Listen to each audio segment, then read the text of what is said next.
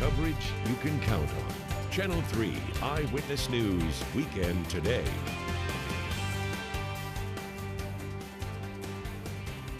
This morning, we continue to follow two volunteers from the Hamilton County area that are in southwest Georgia, providing much needed assistance for people affected by the storm. I'm Tim Pham. I'll have a live report coming up. And we first broke this story for you yesterday morning. At this hour, we have more details on a woman who carjacked a person with a knife. CNBC is reporting that the popular department store Sears may be declaring bankruptcy. Could this be the end of Sears? Good morning, Tennessee Valley, and thank you for waking up with us here on Eyewitness News Weekend Today. It is Sunday, October 14th. I'm Michelle Herron, joined by forecaster Allison Pryor, and it is chilly out there. It is chilly out there. You know, we had a cool day yesterday. Waking up this morning, it's cold out there. And for people who we've been having this warm weather, so you're not really used to it, even though these lows are about normal for this time of year, but it seems very chilly. So as we look at our current temperatures right now, 56 in Chattanooga, but a little bit colder over in Murphy at 52.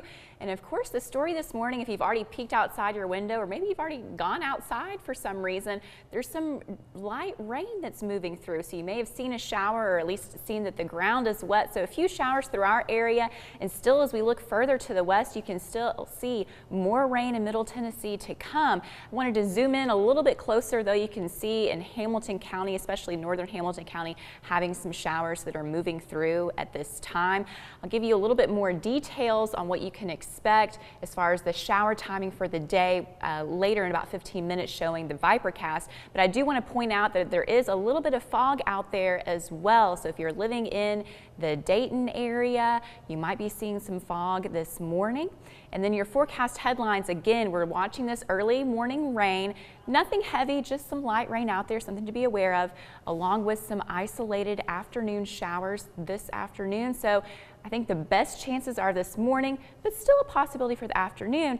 And good news, if you were a little bit chilly yesterday with the colder temperatures will actually be a little bit warmer today at normal in the mid 70s. I have a high today in Chattanooga of 74. So I'll have more details on all of these headlines and let you know about your rain chances for the morning and through the afternoon coming up in about 15 minutes. Okay, thank you, Allison.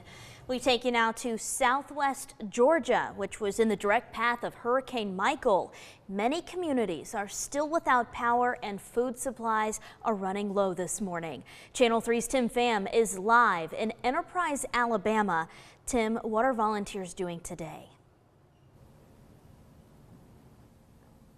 Well, Michelle, volunteers today will go back to different communities in southwest Georgia, but I want to tell you why we're in Enterprise, Alabama. We're on our way to Panama City Beach, and as we inch closer to the Florida Panhandle, there are fewer and fewer hotels. You think about all the different linemen down here, all the different volunteers, and not to mention all the evacuees that need a place to stay. It's becoming harder to find resources around the region, not just in the Florida Panhandle and southwest Georgia. But yesterday, we followed along two Red Cross volunteers from the Hamilton County area. They found their way to a community called Cuthbert, Georgia, and that's where they found a community that came together to support their neighbors in need, and it was an incredible thing to see.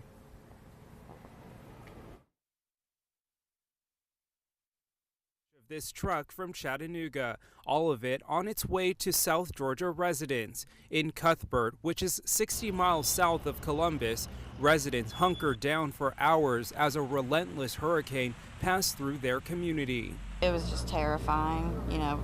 Just hoping the roof stayed on so we could stay safe. The Jacksons lost power on Wednesday and have little food left for their family of 3.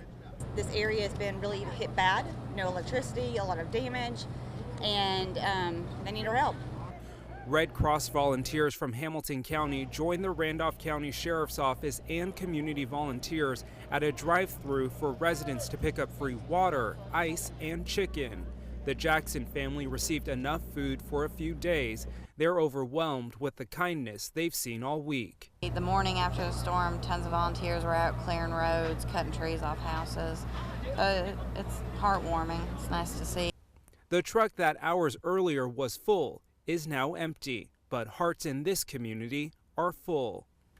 when a disaster hits, it's always tragic, but there's so much beauty in it. You know, look at these people. They're out here and they're helping their own community.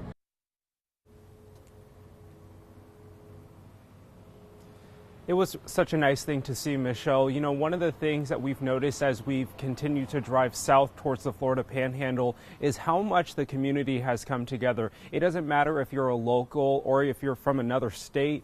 People are really coming to step up and help people who are going through such a difficult time. We've seen so many different community barbecues off of the side of the road. We've seen neighbors coming together to help clean up debris. And it's just such a mess right now. And right now they're finding hope and leaning on each other during this time. And so today we are headed towards Panama City Beach. We know that there's a local church from Ottawa that is going to Panama City Beach, and there are several communities and several people that have been to that area and have very close ties to it. So we're going to be bringing you some of those stories later today. Live in Enterprise, Alabama, I'm Tim Pham, Channel 3 Eyewitness News. Thank you, Tim, for highlighting the positive in such a tragic situation. A fire broke out at a Murray County mobile home Saturday night. This happened around 7 o'clock on Highway 255 North. Now, dispatchers tell us that no one was hurt, and that fire is out there now investigating the cause this morning. Varnell police need your help finding this woman. They say Claudia Avila Castillo is considered armed and dangerous. Chief Lyle Grant tells us she assaulted a person and stole their Dodge Challenger around 5:30 Saturday morning on Cattleman Drive. Police later found the car. If and when Avila Castillo is arrested, she's expected to face several charges, including theft of an automobile and possession of a knife during a crime. If you have any information that can help, call the Varnell Police Department. 3 people, including a toddler, had to be rescued from a crash involving 2 cars in Meigs County. Decatur firefighters say this happened Friday night after a high school football game let out on Highway 58 South. This is just past the Meigs County AM Vets Post 90. Firefighters say 3 people were trapped inside of their cars. It took them around 30 minutes to get everyone out. At least 2 people had to be taken to the hospital.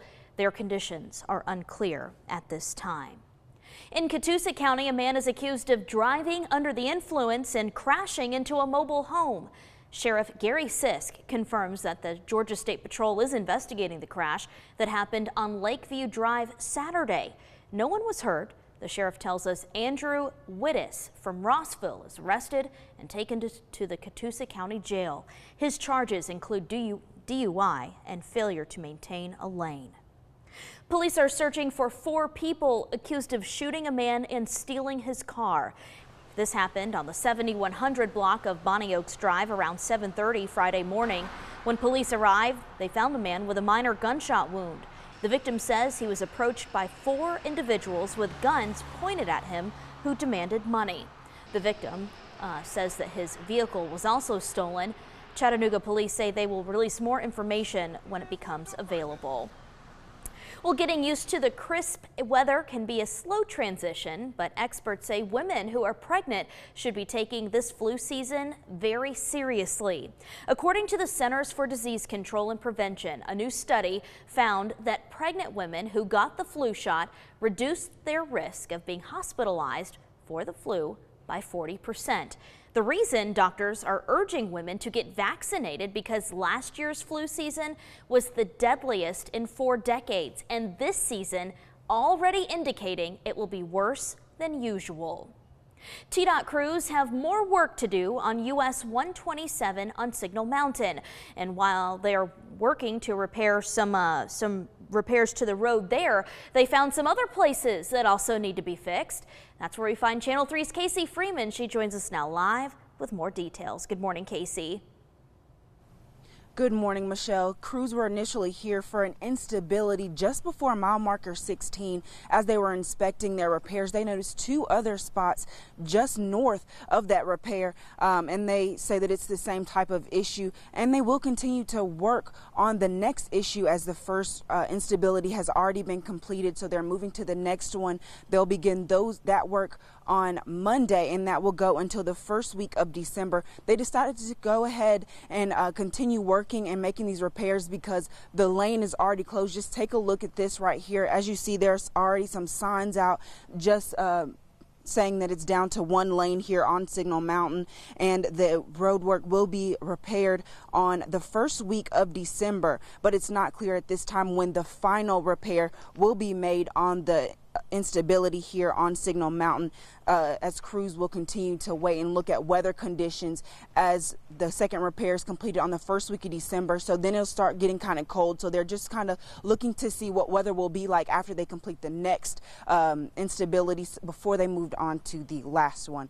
We will keep you posted inside the WRCB app and on air. But for now, live on Signal Mountain, Casey Freeman at Channel 3 Eyewitness News. Thank you, Casey. Time is now 6:10. When we come back on Eyewitness News Weekend today, we have a restaurant report card to dish out. We'll have more coming up after the break.